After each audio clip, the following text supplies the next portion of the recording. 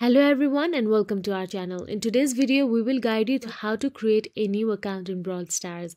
Let's get started. First thing first, open the Brawl Stars app on your mobile device. Once the game is launched, you will be greeted with the loading screen followed by the game's main menu. Once the game is loaded and you are inside the game, then look for the three dashboards usually located in the top right or left corner of the screen. It may appear as three horizontal lines as well.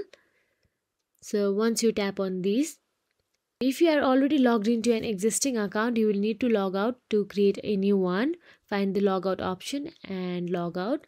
After that, the two options will appear on the screen, login or play without. Tap on play without. You can play without your Supercell ID. And that is it. If you found this tutorial helpful, please like and subscribe to our channel.